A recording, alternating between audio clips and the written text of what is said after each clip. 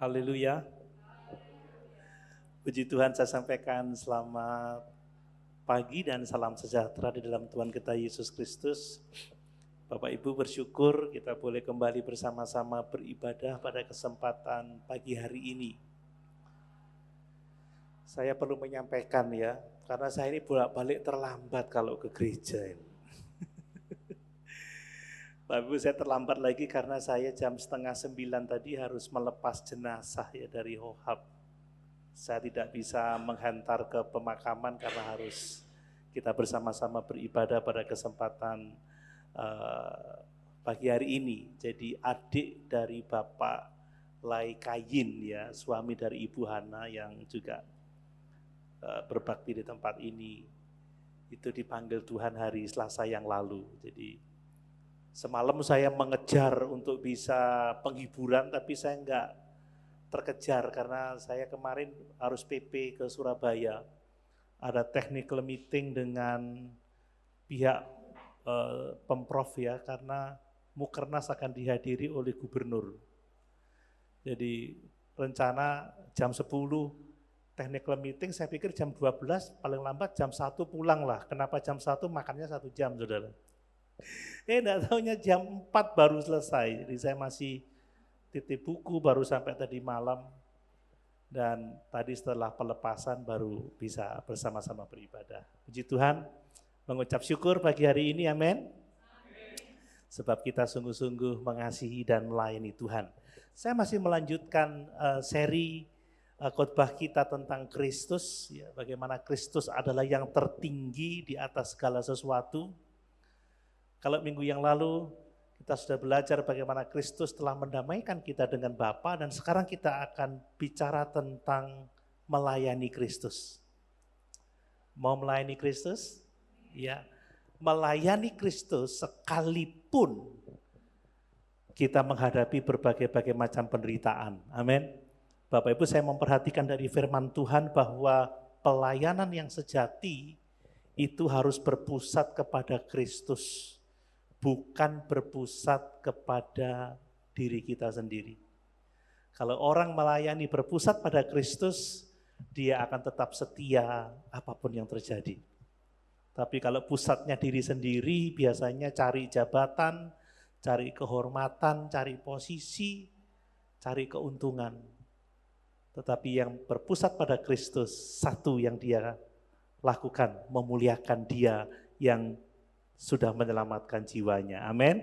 Mari kita baca di dalam Kolose 1 ayat 24 sampai ayat yang ke-29. Kolose pasal 1 ayat 24 sampai 29. Ya. Pelayanan dan penderitaan Paulus.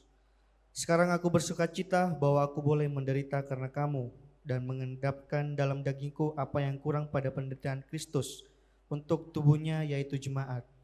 Aku telah menjadi pelayan jemaat itu sesuai dengan tugas yang dipercayakan Allah kepadaku untuk meneruskan firman-Nya dengan sepenuhnya kepada kamu, yaitu rahasia yang tersembunyi dari abad ke abad dan dari turunan ke keturunan, tetapi yang sekarang dinyatakan kepada orang-orang kudus-Nya. Kepada mereka Allah mau memberitahukan betapa kaya dan mulianya rahasia itu di antara bangsa-bangsa lain, yaitu Kristus ada di tengah-tengah kamu, Kristus yang adalah pengharapan akan kemuliaan. Dialah yang kami beritakan apabila tiap-tiap orang kami nasihati dan tiap-tiap orang kami ajari dalam segala hikmat, untuk memimpin tiap-tiap orang kepada kesempurnaan dalam Kristus. Itulah yang kuusahakan dan kupergumulkan dengan segala tenaga sesuai dengan kuasa-Nya yang bekerja dengan kuat di dalam aku. Amin. Bapak Ibu, setelah Rasul Paulus menjelaskan tentang siapa Kristus yang sesungguhnya, bahwa Kristus adalah gambar Allah yang tidak kelihatan, tidak berarti bahwa Dia hanya mencerminkan Allah, tetapi gambar Allah yang tidak kelihatan itu menyatakan kepada kita bahwa Yesus adalah pribadi ilahi. Amin. Ya, Dia adalah pribadi kedua dari Allah yang Tritunggal itu. Dan Yesus yang adalah Allah itu adalah pencipta segala sesuatu. Dia pencipta saudara dan saya. Amin. Ciptaan Dia selalu indah. Amin Bapak Ibu. Coba perhatikan betapa gantengnya saya ini. Berani mengatakan saya jelek? Ciptaan Tuhan, saudara. Saudara mengatakan saya jelek, saudara membenci Sang Pencipta. Hitam saya ini nggak ada duanya, saudara. Hanya satu yang hitamnya seperti saya, nggak ada duanya. Kromosomnya juga hanya satu, nggak ada yang persis dengan saya. Ya, dia pencipta segala sesuatu dan dia yang menopang segala sesuatu dengan kuasanya. Bapak Ibu, kalau kita boleh ada sebagaimana kita ada sekarang, karena Allah tetap setia menopang kita. Kalau dipikir-pikir, saya ini mestinya capek ya. Ya memang capek, saudara ya. Banyak pergumulan. Tadi ada waktu di Eklesia penerima tamu, Pak Gunawan Johan, dia bilang gini, Om Doni ini kuat ya. Remek Om. Tapi masih kuat gitu, Tuhan yang menopang, saya bilang gitu. Saudara, dia yang menopang kita. Dan dia yang menopang kita, dia yang mulia itu, dia telah mendamaikan kita oleh kematiannya di atas kayu salib. Amin. Ini berkat yang sangat besar, ini berkat yang sangat luar biasa. Tidak ada anugerah yang lebih besar yang dapat kita terima selain keselamatan melalui pengorbanan Yesus di atas kayu salib. Bapak Ibu, itu anugerah yang tiada taranya. Dan pada bagian yang ketiga ini, Paulus berbicara tentang melayani Kristus. Ya. Seseorang yang mengenal Kristus, seseorang yang telah mengalami kuasa pendamaiannya, maka orang itu dipanggil untuk melayani Kristus. Amin Bapak Ibu. Ini penting sekali dan menarik sekali, lihat kronologi dari penjelasan Paulus. Dimulai dari Kristus, pengenalan dulu akan Kristus. Mengenal dia sebagai pribadi Allah, pencipta, juru selamat, penebus. Dan atas dasar kebenaran itu, atas dasar karya Kristus, kita melayani dia. Amin. Amin. Inilah kebenaran. Bapak Ibu, kita melayani Kristus bukan karena kita ingin diterima oleh Kristus. Kita melayani Kristus bukan karena kita ingin diselamatkan. Kita melayani Kristus karena kita sudah diterima oleh Kristus. Karena kita sudah diselamatkan oleh Kristus. Banyak orang yang pelayanannya nggak beres karena apa? Karena dibalik, saudara. Bukan Kristus, keselamatan dan pelayanan, tetapi orang melayani untuk mencari keselamatan. Makanya pelayanan itu jadi beban, saudara ya. Bukan lagi ucapan syukur, bukan lagi sukacita. Dan kalau orang tidak mulai dari Kristus, tidak mulai dari keselamatan, banyak penyimpangan dalam pelayanan. Orang melayani untuk status, orang melayani untuk jabatan, orang melayani untuk identitas, ya. Tetapi tidak dengan kita. Di dalam Tuhan, kita melayani karena kita terlebih dahulu sudah dikasihi dan dilayani oleh Tuhan. Kita tidak mungkin dapat mengasihi, kita tidak mungkin dapat melayani Tuhan sebelum Tuhan mengasihi dan melayani kita. Ini kebenaran yang harus kita pegang. Itu sebabnya Bapak Ibu, pelayanan itu bukan soal seberapa besar pelayanan kita, seberapa besar yang dilihat oleh orang. Bukan soal itu sama sekali. Tetapi pelayanan diukur dari seberapa kasih kita kepada Yesus. Amin. Diukur dari seberapa setia kita kepada panggilannya. Diukur dari seberapa setia kita memuliakan Yesus. Nah itu. Saudara, ada banyak orang melayani, pelayanannya besar, tetapi tidak setia kepada Kristus. Tidak memuliakan Kristus, tidak memberitakan Kristus. Karena apa? Karena tidak dimulai dari Kristus, dimulai dari dirinya sendiri.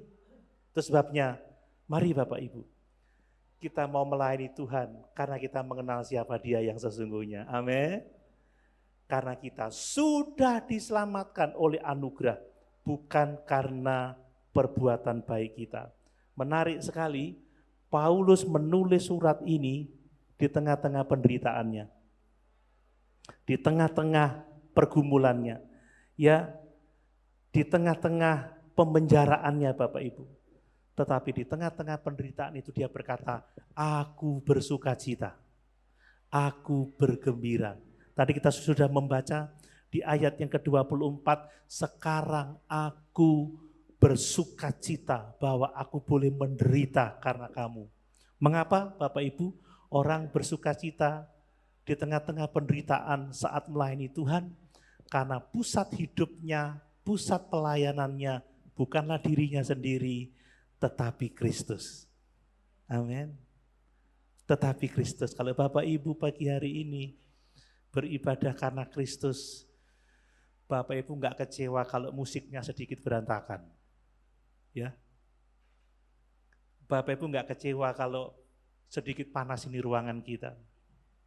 Bapak Ibu tidak kecewa kalau mungkin pengkhotbahnya kelihatan ginu-ginu. Karena saudara melayani Kristus. Amin. Amin.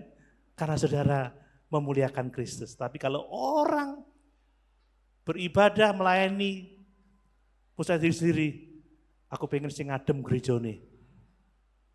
Aku pengen sing parkire enak. Aku pengen sing asernya ramah-ramah.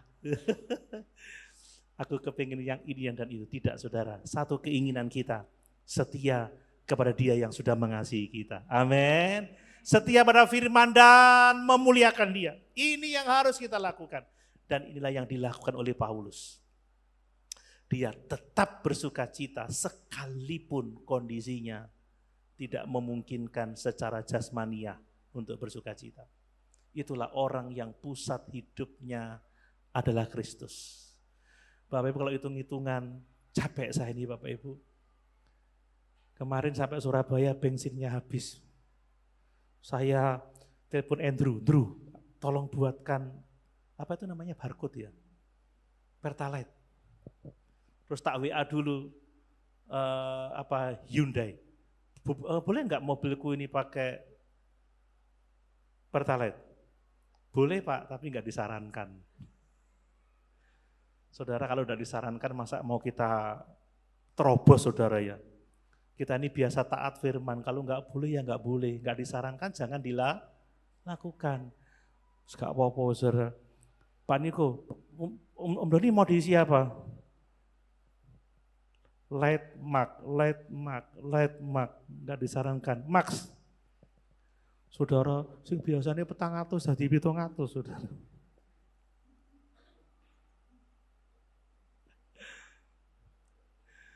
Saudara, tapi tetap bersukacita karena kita melayani Tuhan yang sudah mengorbankan nyawanya bagi kita. Pertamax, pito lasewu dibandingkan dengan darah Yesus tidak ada artinya. Amin Bapak Ibu.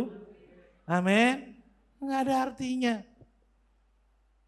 Kalau Yesus tidak mengorbankan segala-galanya, kita enggak ada di sini pada pagi hari ini. Amin. Mari kita akan melihat beberapa hal tentang melayani Kristus Bapak Ibu. Melayani yang termulia, melayani yang tertinggi, melayani yang sudah menyelamatkan jiwa kita. Dari beberapa ayat ini kita belajar bersama-sama bahwa ternyata pelayan-pelayan Kristus itu adalah orang-orang yang rela menderita untuk tujuan Allah. Amin. Tak kira wisan saudara. Ini memang sebuah ayat yang sangat sulit dipahami oleh dunia, tapi tidak sulit dipahami oleh orang percaya Bapak Ibu. Perhatikan Paulus berkata, sekarang aku bersukacita bahwa aku boleh menderita karena kamu. Loh saudara, menderita loh kok bersukacita. Ini hanya mungkin dilakukan oleh orang-orang yang punya kasih yang besar. Amin. Seorang suami yang mengasihi istrinya, dia rela menderita untuk istrinya. Lihat, saya menderita untuk istri saya sampai segede gini. Sebab saya tidak mungkin mengatakan masakannya yang kasinan itu enak, saudara. Tidak enak kan begitu, saudara. Oh, Anda tidak bercanda nih, saudara. Saudara nggak tegang. Seorang istri yang begitu mengasihi suaminya akan rela menderita untuk suaminya. Orang tua yang mengasihi anak-anaknya rela menderita untuk anak-anaknya. Amin para orang tua. Dan anak-anak yang mengasihi orang tuanya akan rela menderita untuk orang tuanya. Ini hanya untuk orang-orang yang sungguh-sungguh mengasihi dan memiliki kasih Allah di dalam hidup ini. Tapi bagi dunia, ini sukar dipahami. Aku bersuka cita, sekarang aku boleh menderita karena kamu. Orang sekarang aku oleh opo nang gereja. Aku pelayanan dapat apa? Aku riwariwi ngalor ngidul oleh opo. Saudara, kalau saya nggak mengasihi pekerjaan Tuhan, lebih baik saya di rumah, saudara. Amin Bapak Ibu. Nggak kesel. Nggak resiko di jalan, Mas Doni di jalan kayak gitu, Pak Fima di jalan kayak gitu. Kemarin itu jalanan padat, saudara. Waduh, sopir saya Michael Schumacher lagi. Aku saya kayak gini. Resiko, saudara. Tapi kenapa mau? Kasih Bapak Ibu. Kalau Bapak Ibu tidak mengasihi Tuhan, Bapak Ibu tidak akan datang ke tempat ini. Amin. Ada harga yang harus kita bayar. Manusia itu bersuka cita kalau sehat, kalau dompetnya tebel, tapi tebel dengan uang ya, bukan dengan tagihan. Kalau berhasil, ya toh, kalau dihormati, kayak Pak Daud, kalau viral kan begitu saudara ya, kalau like-nya ratusan ribu, seneng. Tapi kalau saya nge-like, kecut saudara. Ya kan, itu manusia. Tetapi Paulus berkata, aku sekarang boleh bersuka cita karena aku boleh menderita karena kamu. Ini satu hal yang sangat luar biasa. Mengapa Bapak Ibu? Karena Paulus mengasihi Kristus, karena Paulus mengasihi jemaat, dan karena Paulus melihat penderitaan dalam kacamata Tuhan. Amin. Dalam kacamata manusia, penderitaan itu kegagalan, kekalahan, kehancuran. Tapi dalam perspektif Tuhan, beda Bapak Ibu. Dalam perspektif Allah, ternyata penderitaan itu bukan tanda kegagalan. Amin. Tetapi bukti bahwa kita sungguh-sungguh ada di dalam pelayanan. Ada banyak pandangan yang keliru sekarang. Kalau ikut Tuhan, melayani Tuhan, pasti lancar. Itu kata manusia. Iya kan? Kalau melayani Tuhan, pasti diterima, pasti dihormati, pasti dihargai. Pasti banyak keuntungan. Tetapi Alkitab menunjukkan sesuatu yang sebaliknya Bapak Ibu. Kita mulai saja dari perjanjian lama lah, tidak usah jauh-jauh. Yusuf itu sebelum bisa dipakai oleh Tuhan, dia banyak penderitaannya. Dan ketika dia memimpin pun dia harus mengalami penderitaan juga. Saat dia harus mengampuni saudara-saudaranya, ada pergumulan yang sangat hebat.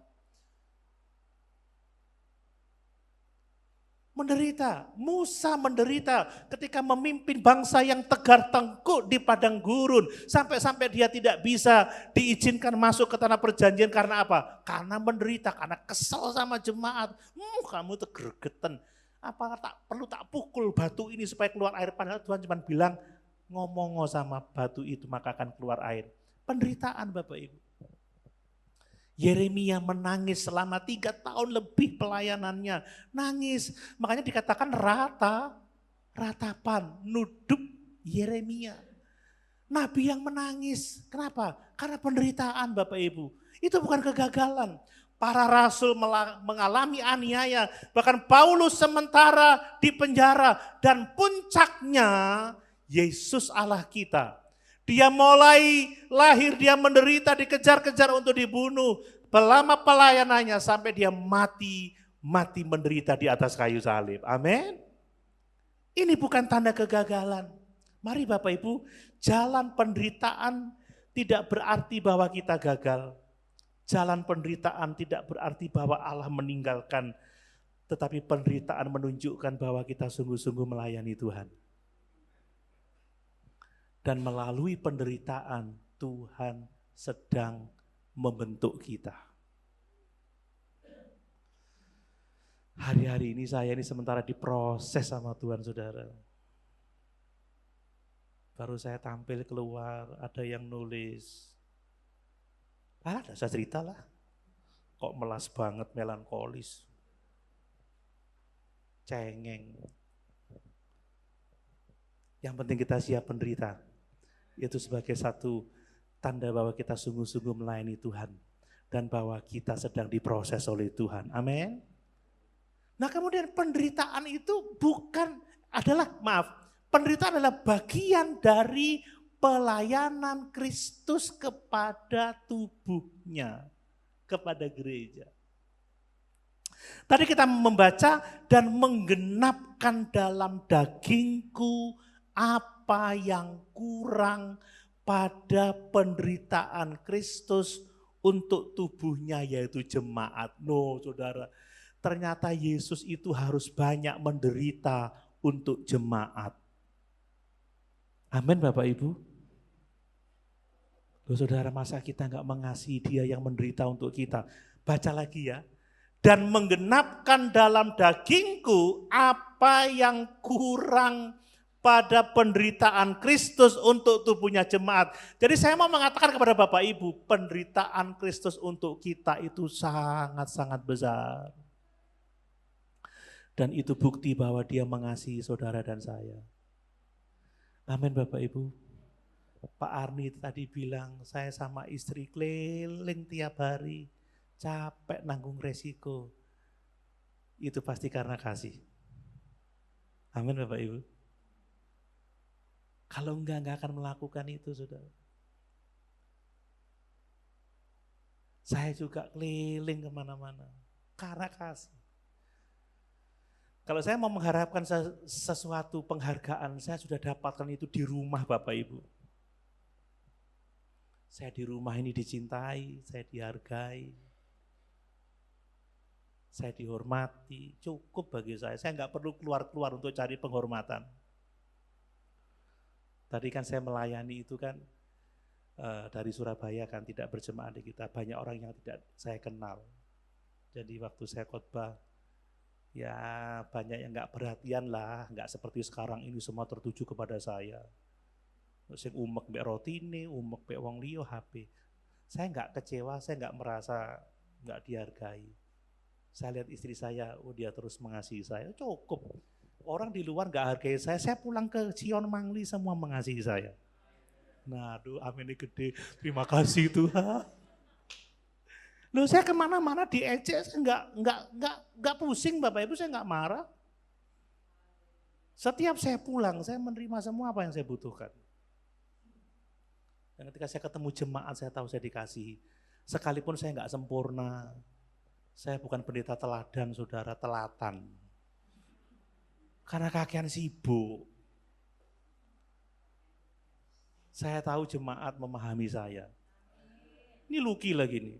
Saya ini kan dari Jumat itu saya itu maunya nggak telat hari Sabtu. Om ojo lali renungan nih Om. Sampai malam tak 12 sampai jam 12:30 nah saya tidur saudara. Ya wis pagi telat ke Surabaya telat. Ditelepon Pak Ketua, "Don kowe ndek ndi?" Baru masuk, "Tol ojo telat kok ini ngomong gubernur wis teko." Ora popo, aku telat di omah kalau saya ngamui saudara. Saudara nggak marah tuh sama saya?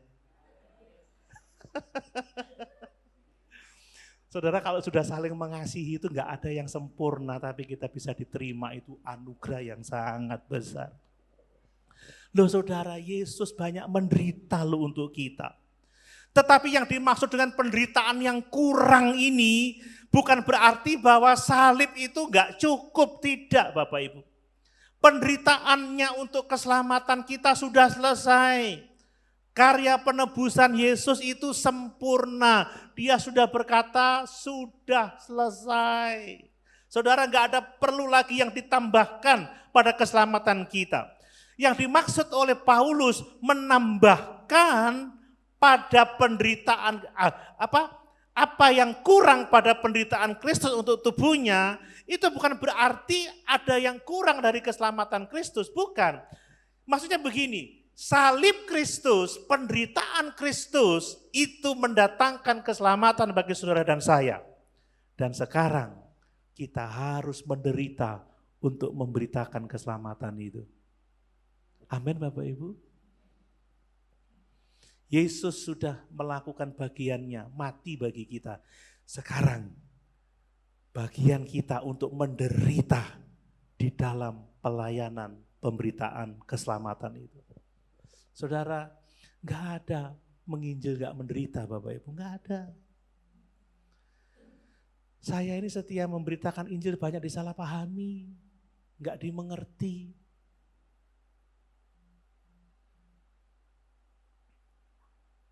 Menjadi viral juga nggak gampang loh saudara. Ada yang nggak suka, diserang kita.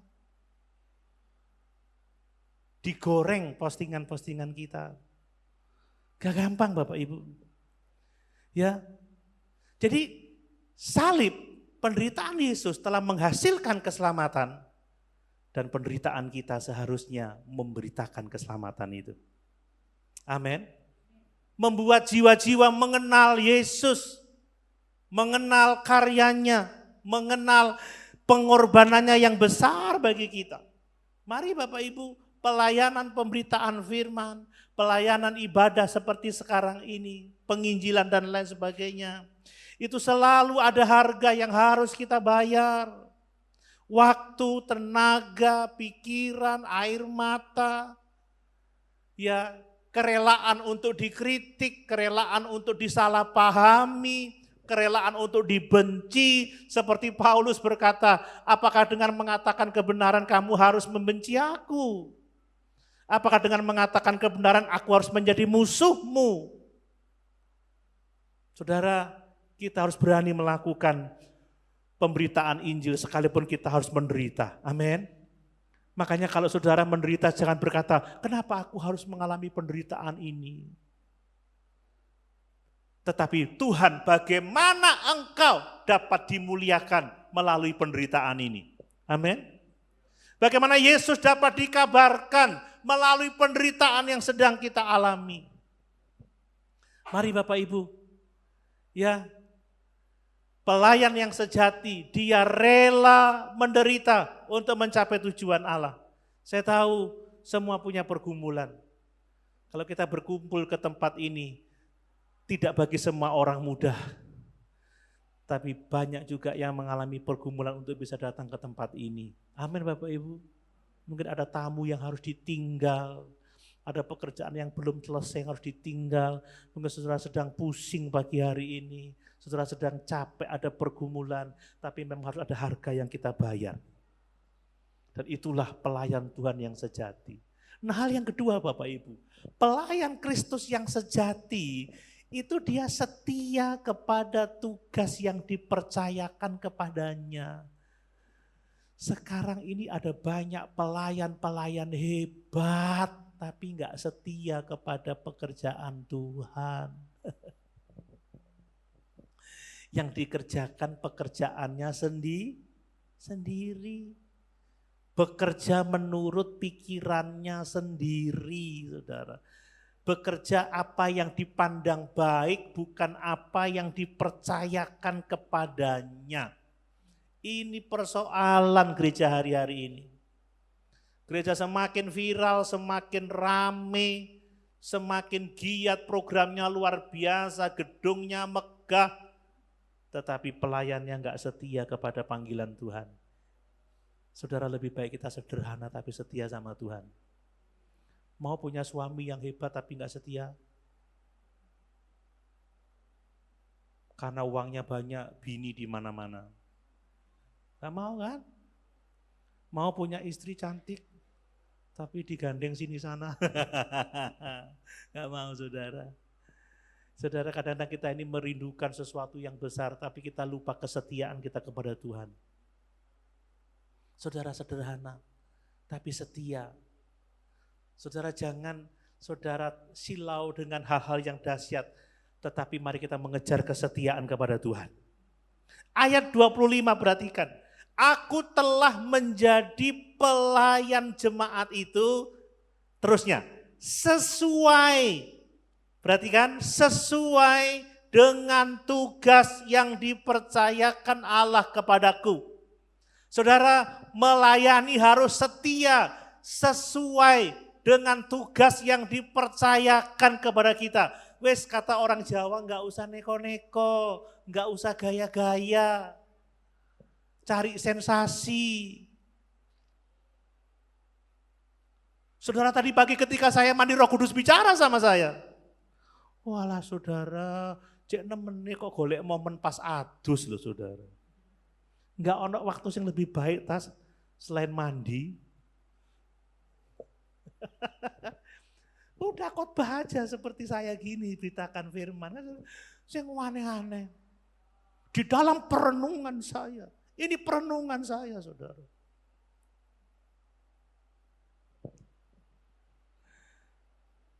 Tuhan datang di hadapan saya.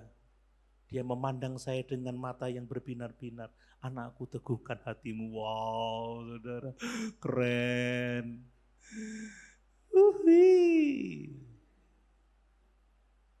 Mimpi kali ya.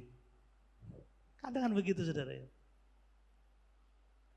Kadang-kadang pendahuluannya itu loh yang ngeri. Pagi ini saya melihat sesuatu yang luar biasa dalam hidup saudara. Tuhan bicara sama saya, Prof. Dwi. Menurut saudara ya. Yo, Tuhan bicara sama saya. Wah, keren saudara ya. Waduh, saudara hati-hati Bapak Ibu dengan hal yang seperti itu.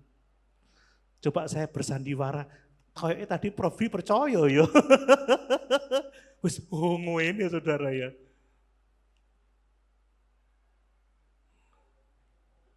Setia saja, kata Paulus kepada Timotius, beritakanlah Injil baik tidak baik waktunya.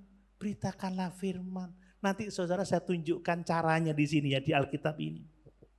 Paulus loh setia sesuai dengan tugas yang dipercayakan kepadanya. Paulus memahami betul bahwa pelayanan itu berasal dari Allah. Kita enggak minta posisi, kita tidak minta pelayanan, tetapi Tuhan yang mempercayakan tugas tertentu kepada kita. Ya sudah, lakukan itu dengan setia. Amin Bapak Ibu. Jangan melakukan yang lain. Tugas saya adalah memberitakan firman. Tugas saya adalah memberitakan Injil. Tidak usah yang lain-lain. Menceritakan diri saya, menceritakan orang lain, atau melakukan sesuatu yang berbeda dari panggilan saya. Bapak Ibu, jabatan yang saya pegang sekarang ini, itu bukan milik saya. Itu berasal dari Allah. Itu adalah kepercayaan Allah. Orang yang seperti itu enggak akan sombong. Dan ketika dia ditekan, dikritik, dia juga enggak akan kecewa, putus asa. Sebab dia tahu itu bukan pekerjaannya tetapi pekerjaan Tuhan. Kita hanyalah pengelola Bapak Ibu ya. Dan tugas yang dipercayakan kepada Paulus termasuk kepada saudara dan saya adalah untuk memberitakan rahasia Allah. Bapak Ibu camkan ayat ini saudara ya, ayat yang ke 26 yaitu ayat 25 bagian B. Sesuai dengan tugas yang dipercayakan Allah kepadaku untuk meneruskan firman-Nya. Tugasnya itu meneruskan firman-Nya dengan sepenuhnya kepada kamu. Ingat, dengan sepenuhnya, enggak seincrit-incrit. Sepenuhnya. Kemudian dikatakan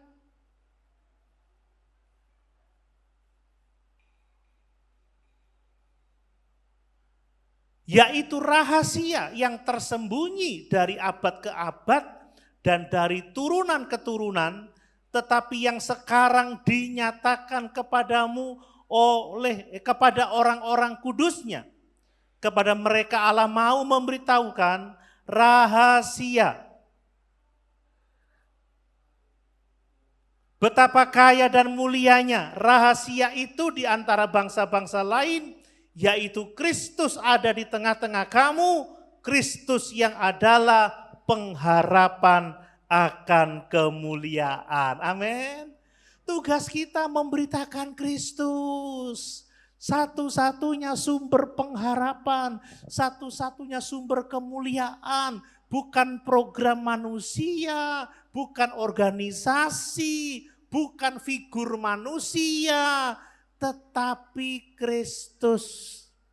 Kristus yang hadir di tengah-tengah kita, Kristuslah yang kita beritakan.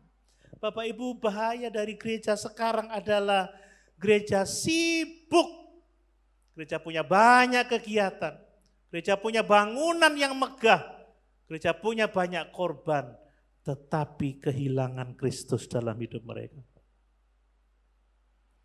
Tidak memberitakan Yesus lagi. Ini bahaya sekarang.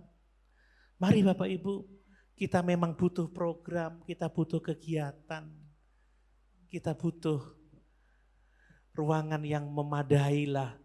Semuanya itu penting, tetapi hal yang paling penting adalah Yesus. Kita boleh tidak punya semuanya, tapi kalau kita punya Yesus, kita pasti bertumbuh di dalam Tuhan. Gereja mula-mula tidak punya gedung, gereja mula-mula tidak punya organisasi, gereja mula-mula tidak punya fasilitas, tetapi gereja mula-mula punya persekutuan dengan Kristus, punya Roh Kudus dalam hidup mereka, dan tiap-tiap hari jumlah mereka ditambahkan dengan jiwa-jiwa yang diselamatkan. Saudara, beda loh ya, gereja ditambahkan dengan jiwa-jiwa dari tempat lain dengan yang diselamatkan. Kita mau jadi orang-orang yang mengerjakan rencana Allah dalam kehidupan kita. Amin. Dan yang ketiga Bapak Ibu, pelayan Kristus itu tugasnya adalah membawa orang bertumbuh dewasa di dalam Kristus. Gitu loh ya. Ayat 28 ya. Dialah yang kami beritakan apabila tiap-tiap orang kami nasihati dan tiap-tiap orang kami ajari dalam segala hikmat untuk memimpin tiap-tiap orang kepada kesempurnaan di dalam Kristus. Tujuan pelayanan kita orang-orang percaya adalah mendewasakan. Amin Bapak Ibu. Memimpin tiap-tiap orang kepada kesempurnaan di dalam Kristus. Amin.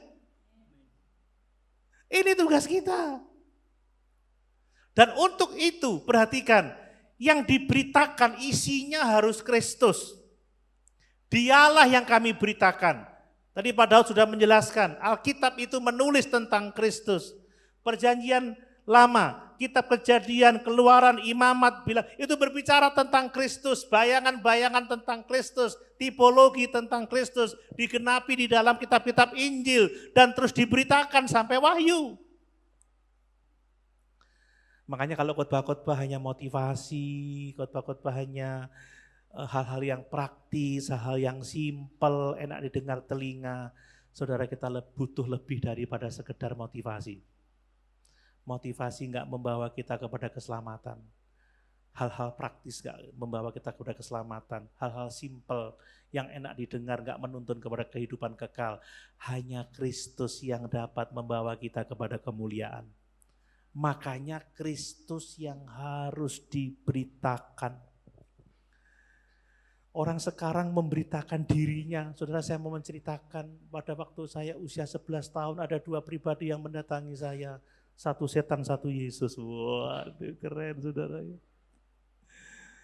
Usia 15 tahun saya dibawa ke neraka saudara. Saya melihat neraka begitu indah. Tidak ada api warna merah, kuning, hijau, jingga. Atau orang aku umur 17 tahun dibawa ke surga. Saudara, hari Jumat saya naik ke surga, saya Sabtu melayani saudara, Senin saya ke mall, Jumat ke surga lagi, kan begitu. Keren. Saudara, jangan beritakan diri sendiri, tapi beritakan Kristus, amin. Jangan beritakan keberhasilan sendiri, tapi beritakanlah Kristus. Jadi khotbah yang sejati itu jangan hanya menyebut nama Yesus, hanya untuk membungkus pikiran manusiawinya dengan kata-kata Kristus.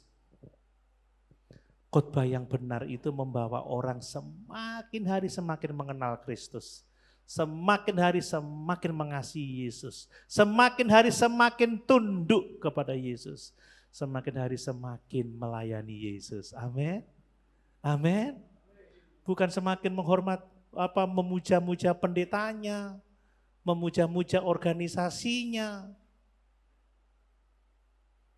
Enggak, saudara.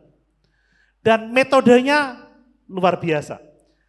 Pertama, menasehati. Dialah yang kami beritakan apabila tiap-tiap orang kami nasehati. Saudara, banyak orang paling enggak suka dinasehati.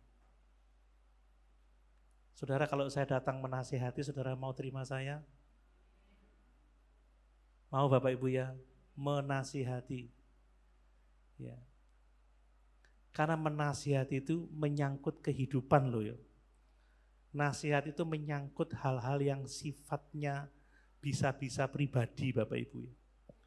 Ini menyangkut dosa, ini menyangkut arah kehidupan.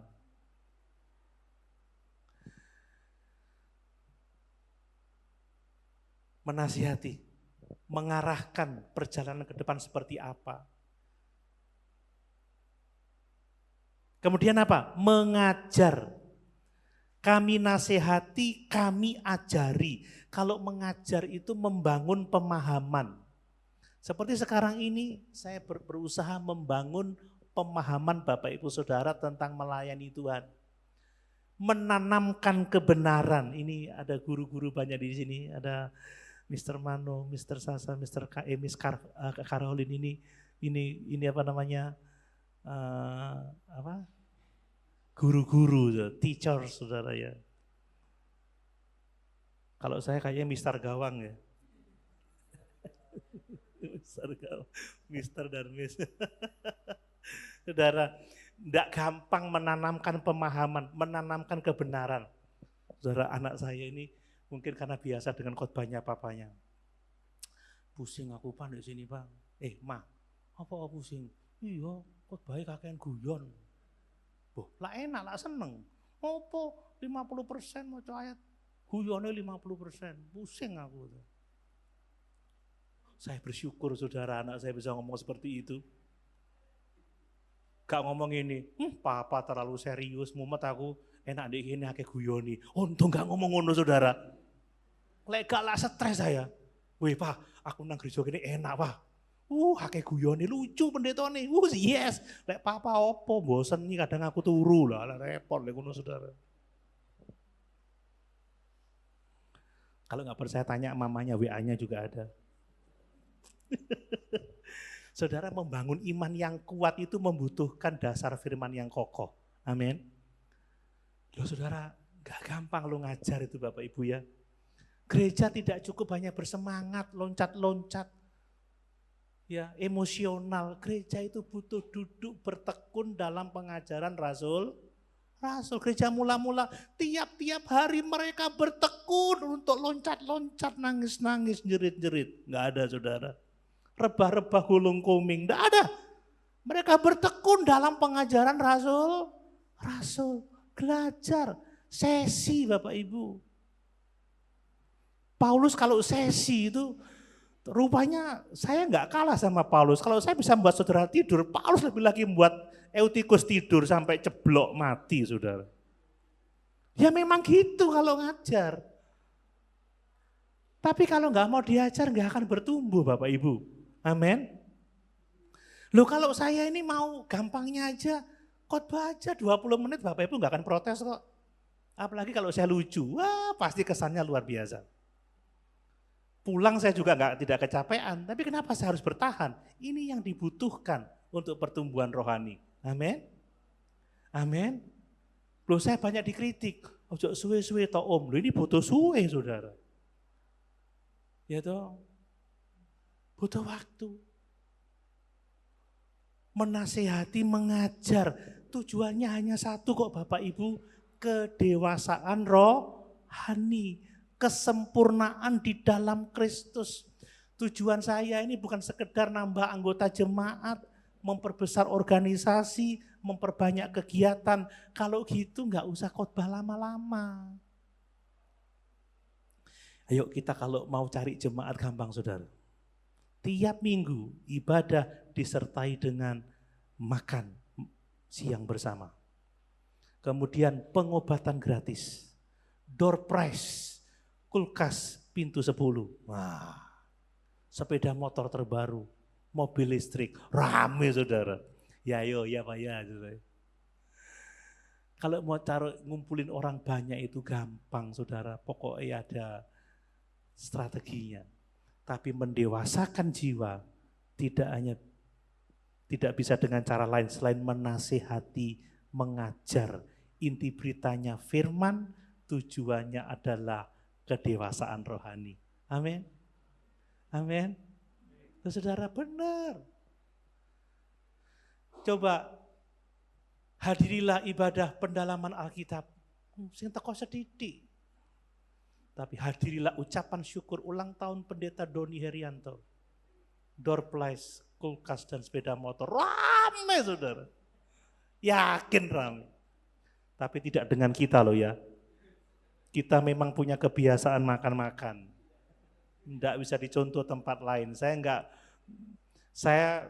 ngasih makan bukan supaya saudara datang, enggak, karena memang kita doyan makan semuanya. Kalau enggak masa pendetanya segede ini saudara ya.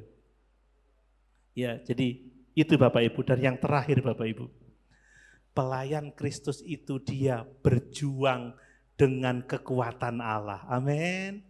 Dia tidak melayani dengan kekuatannya sendiri. Ayat 29 mengatakan, itulah yang kuusahakan dan kupergumulkan dengan segala tenaga sesuai dengan kuasanya yang bekerja dengan kuat di dalam aku.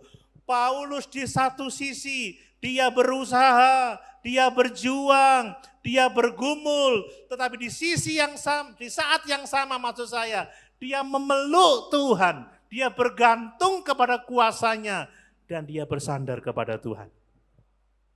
Saudara kalau mengandalkan kekuatan sendiri, kita nggak akan bisa Bapak Ibu ya. Ini saya sebentar lagi jemput Yoel di rumah sakit, sore ada ibadah sore, nanti ada konseling pranikah, Pak Dandi mau datang ke gereja, ada rapat family camp, enggak kuat saudara.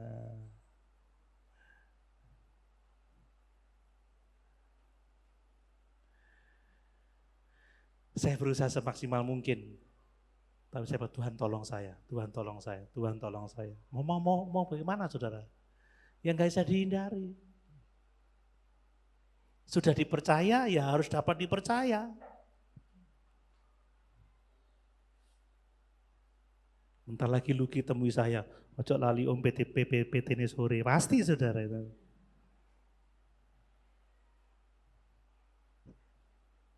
Tuhan kuatkanku. Makanya kalau nyanyi, Tuhan kuatkanku, saya mau kerja, bukan buat saya, tapi buat Kau. Pimpinlah saya, ku mau bekerja, sampai ku masuk di rumah-Mu. Bapak Ibu, pelayanan membutuhkan kerja keras, tetapi di saat kita bekerja keras, kita juga harus bergantung sepenuhnya kepada Tuhan. Itulah yang kuusahakan dan kupergumulkan sesuai dengan kuasanya yang bekerja dengan kuat di dalam aku. Bapak Ibu, kita semua harus mau bekerja keras, mau disiplin, mau bayar harga. Tapi di saat yang sama kita harus bergantung sepenuhnya kepada Tuhan. Amin. Tanpa kerja keras kita disebut malas. Tapi tanpa bergantung kepada Tuhan itu namanya kesombongan. Itu namanya keangkuhan. Mari, Bapak Ibu rela menderita demi tujuan Allah. Amin. Saudara, tentunya Allah mau pekerjaan Tuhan di tempat ini tetap jalan, tetap maju untuk kemuliaan Tuhan. Siap menderita untuk itu? Menderita untuk tubuh Kristus. Bapak Ibu setialah kepada tugas yang telah dipercayakan kepada Bapak Ibu saudara sekalian. Beritakan Kristus, ya, dewasakan. Dan mari kita bergantung sepenuhnya kepada kekuatan Allah. Sama-sama kita berdiri.